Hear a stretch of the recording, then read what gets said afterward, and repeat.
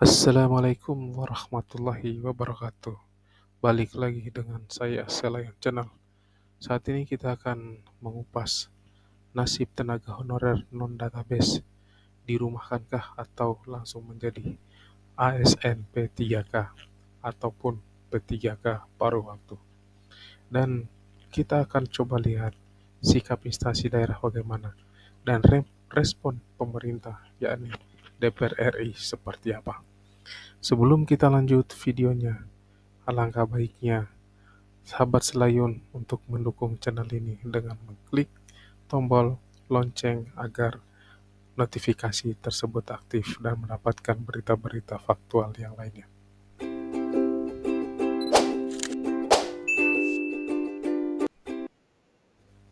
Nah, bagaimana nasib honorer dan non-database BKN?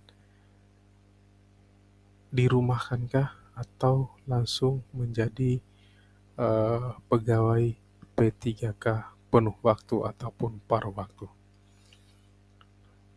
Nah, apakah sudah ada regulasinya untuk menjamin nasib honorer non-database BKN? Dan bagaimana komitmen DPR RI dengan pemerintah terkait nasib honorer non-database BKN ini? Apakah sudah ada regulasinya untuk menjamin nasib honorer non-database BKN? Bagaimana komitmen pemerintah? Balik lagi, bagaimana sikap instansi daerah terhadap honorer non-database BKN? Nah, regulasinya, kalau kita masuk regulasi, itu ada di Undang-Undang Nomor 20 Tahun 2023 tentang ASN. Kemudian regulasi yang kedua, masuknya itu adalah di Keputusan Menteri Pemberdayaan Aparatur Negara dan Reformasi Birokrasi Nomor 347 Tahun 2024 tentang Mekanisme Seleksi P3K 2024 teknis. Kemudian regulasi yang ketiga itu Keputusan Menpan RB 348 Tahun 2024 tentang mekanisme untuk jabatan P3K formasi guru tahun anggaran 2024. Kemudian regulasi yang keempat, Keputusan Menpan RB 349 atau nomor 349 tahun 2024 tentang mekanisme seleksi P3K untuk jabatan kesehatan tahun anggaran 2024. Nah, yang kelima atau regulasi yang kelima yang diatur yang kelima adalah Keputusan Menpan RB nomor 16 tahun 2025 tentang P3K paruh waktu. Nah, semua undang-undang ini adalah dasar kenapa ada P3K paruh waktu maupun penuh waktu. Dan dengan adanya P3K itu untuk menyelamatkan teman-teman yang sudah selama ini mengabdi sebagai honorer dan akan dianggap sebagai ASN. Nah, kalau kita lihat Undang-Undang Nomor 20 Tahun 2023 tentang Aparatur Sipil Negara. Nah, di sini mengatur bahwa di pasal 66 pegawai non-ASN atau nama lainnya wajib diselesaikan penataannya paling lambat Desember 2024 dan sejak undang-undang ini mulai berlaku, instansi pemerintah dilarang mengangkat pegawai non-ASN atau nama lainnya selain pegawai ASN. Artinya, di pasal 66 ini, P3K baik paruh waktu maupun penuh waktu sangat besar peluangnya diangkat menjadi instansi pemerintah dilanjutkan ke PNS. Jadi emang kalau P3K kemudian maupun paruh waktu maupun penuh waktu itu sudah aparatur sipil negara. Tapi dengan adanya undang-undang ini, teman-teman honorer tidak berkecil hati ketika mendaftar akan diangkat sebagai P3K maupun P3K paruh waktu maupun penuh waktu. Nah, kemudian Peraturan Menteri Pemberdayagunaan Aparatur Negara dan Reformasi Birokrasi Republik Indonesia atau Menpan RB itu mengeluarkan keputusan nomor 347 tahun 2024 tentang mekanisme seleksi pegawai pemerintah dengan perjanjian kerja tahun anggaran 2024. Nah, apa saja yang menyangkut dengan Undang-Undang Nomor 20? Di situ ada beberapa poin, saya coba rangkum yang akan pentingnya saja. Ini yang kedua yaitu kebutuhan sebagaimana dimaksud pada diktum pertama diperuntukkan bagi pelamar. Yang poin A-nya ex tenaga honorer kategori 2 atau tenaga non aparatur sipil negara tenaga non ASN. Yang ketiganya ex THK sebagai dimaksud pada diktum kedua. Huruf A adalah pegawai yang terdaftar dalam bekalan database ex THK 2 pada Badan Kepegawaian Negara (BKN) dan aktif bekerja pada instansi pemerintah. Jadi, untuk poin kedua dan ketiga ini menyangkut pelamar P3K atau honorer. Jadi, ini yang poin B-nya ini tenaga non aparatur sipil negara yang dibutuhkan sebagaimana yang dimaksud itu akan diprioritaskan untuk menjadi ASN ataupun P3K penuh waktu. Kemudian yang keempatnya itu di poin A-nya pegawai yang terdaftar dalam pangkalan database tenaga non ASN dan pada BKN yang aktif bekerja pada instansi pemerintah atau pegawai yang aktif bekerja pada instansi pemerintah paling sedikit 2 tahun terakhir secara terus-menerus. Nah, untuk honorer yang sudah mengabdi minimal 2 tahun secara terus-menerus, dalam artian secara terus-menerus itu tidak ada jeda untuk katakanlah sebagai seorang guru, tenaga pengajar, 2 tahun itu tidak ada jeda. Jadi secara terus-menerus mengajar dan itu akan diprioritaskan untuk menjadi ASN P3K penuh waktu.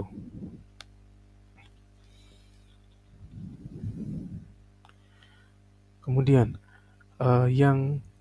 poin yang ketujuhnya, peraturan pelamar yang lulus seleksi bagaimana dimaksud pada diktum ke-29 diberlakukan secara beruntun bagi ex THK, kemudian yang B-nya pegawai yang terdaftar dan pangkalan database tenaga non ASN pada BKN dan aktif bekerja pada instansi pemerintah. Yang C-nya, pegawai yang aktif bekerja pada instansi pemerintah paling sedikit 2 tahun terakhir secara berturut-turut. Nah, sekarang kita masuk ke bagian ke-33 poinnya. Poin 33 saya sempit aja. Saya ambil yang penting-pentingnya ini. Dalam hal pelamar telah mengikuti seluruh tahapan seleksi pegawai pemerintah dengan perjanjian kerja namun tidak dapat mengisi lowongan kebutuhan, dapat dipertimbangkan untuk menjadi pegawai pemerintah dengan perjanjian kerja waktu. Nah, maksudnya apabila pelamar sudah mengikuti semua tahapan dari pegawai pemerintahan itu dan jika tidak lulus itu diprioritaskan untuk diangkat menjadi P3K paruh waktu. Jadi kalaupun teman-teman honorer yang mendaftar di formasi yang diikuti, percayalah ketika mendaftar sudah masuk database dan tidak lulus menjadi P3K, itu akan secara otomatis menjadi P3K paruh waktu. Nah, Untuk membahas tadi di pasal nomor 16 tahun 2005 yang diterbitkan 13 Januari 2005, yaitu keputusan Menteri Aparatur Negara dan Reformasi Birokrasi, itu tentang pegawai pemerintah dengan perjanjian kerja paruh waktu. Ini mengatur tentang keputusan pemberdayaan aparatur sipil negara dan reformasi birokrasi tentang pegawai pemerintahan dengan perjanjian kerja paruh waktu. Yang pertama itu, pegawai pemerintah dengan perjanjian kerja atau P3K paruh waktu adalah pegawai aparatur sipil negara yang diangkat berdasarkan perjanjian kerja dan diberikan upah sesuai dengan kesediaan anggaran instansi pemerintah. Sekali lagi, di sini tergantung daerah apakah mau menjamin untuk P3K paruh waktu atau dirumahkan.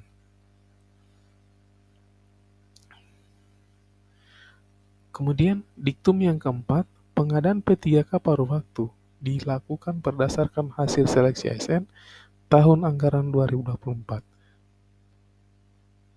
Diktum yang keenamnya, pengadaan P3K paruh waktu dilaksanakan bagi pegawai non-ASN yang terdaftar dalam pangkalan database pegawai non-ASN Badan Kepegawaian Negara dengan ketentuan sebagai berikut. Telah mengikuti seleksi CPNS tahun anggaran 2024 namun tidak lulus. Ini poin A ini sudah jelas, telah mengikuti seleksi CPNS tahun anggaran 2024 namun tidak lulus. Ini pasti dia akan diarahkan di P3K paruh waktu. Setelah mengikuti seluruh tahapan seleksi P3K tahun anggaran 2024 namun tidak dapat mengisi lowongan. Artinya tidak dapat mengisi lowongan berarti tidak lulus. Nah, sekarang kita lanjut ke komitmen DPR RI dengan pemerintah terkait nasib honorer non-database PKN. Komisi 2 DPR RI mengadakan rapat dengar pendapat atau RDP dengan Menteri Pemberdayaan Aparatur Negara, Reformasi Birokrasi, dan Badan Kepegawaian Negara pada 13 November 2003 serta menghasilkan beberapa keputusan. Ini saya ambil ada 2 keputusan yang poinnya itu ada beberapa poin, saya ambil poin 4 sama 5 yang masalah substansinya ke P3K.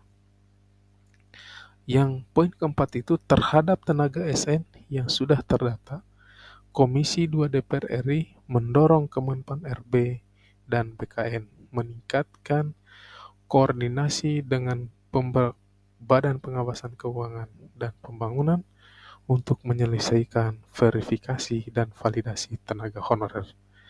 Nah, ini instruksi dari DPR RI hasil rapat dengar pendapat dengan Kemenpan RB dan BKN menginstruksikan sebagai berikut. BKN dan Menpan RB harus berkoordinasi dengan pengawasan keuangan untuk membangun dan menyelesaikan verifikasi dan validasi data tenaga honorer. Nah, bagi teman-teman honorer yang belum terdata di BKN atau belum ada masuk database, maka harus melaporkan kegiatan teman-teman minimal sudah 2 tahun dan cara berturut-turut. Poin yang kelimanya itu adalah terhadap tenaga non-ASN yang belum terdaftar Komisi 2 DPR RI bersama dengan Kemenpan RB dan BKN untuk mencari solusi terhadap masalah tersebut. Solusinya apa? Solusinya DPR RI akan mendorong semua tenaga honorer masuk di dalam ASN.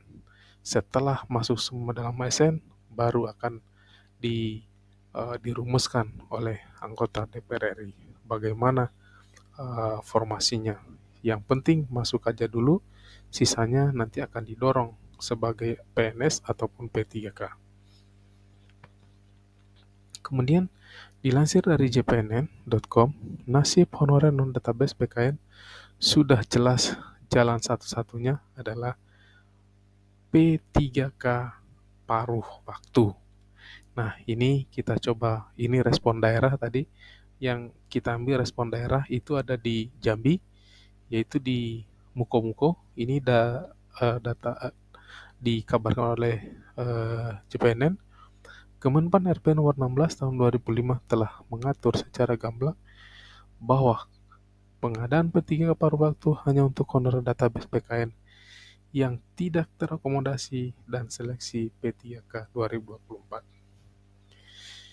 Hingga saat ini, belum ada regulasi yang secara khusus mengatur para tenaga honorer non-database BKN yang tidak lulus P3K 2024 dan Undang-Undang Nomor 20 Tahun 2023 tentang ASN yang hanya mengatur secara umum bahwa mulai 2025 hanya dikenal dua jenis kepegawaian di instansi pemerintah, yaitu PNS dan P3K. Nah, sekretaris daerah, respon dari daerah Kabupaten Muko-Muko, Abdianto menyatakan pihaknya merumahkan tenaga honorer yang tidak masuk dalam database kepegawaian negara. Ini terjawab sudah, yang tidak ada database BKN-nya itu tergantung daerah.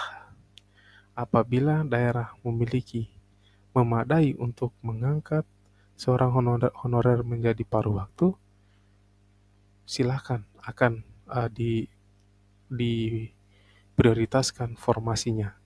Kalau daerahnya mampu, bagaimana jika tidak mampu? Tidak memadai untuk P3K paruh waktu, apalagi paruh waktu, maka mereka jalan salah satunya adalah mem-PHK untuk tenaga honorer. Kemudian yang di luar tentu sangat disayangkan, dan kita ingatkan organisasi perangkat daerah terkait honor database ketentuan dirumahkan. Kata ini, kalau untuk ketentuan dirumahkan itu termasuk di pasal 20 itu. Dan itulah video singkat untuk penjelasan apakah sudah ada aturan untuk dinaikkan P3K paruh waktu ke penuh waktu. Itu masih dirumuskan anggota DPR. Sekian dulu video kali ini. Terima kasih atas perhatiannya. Salam Selayan.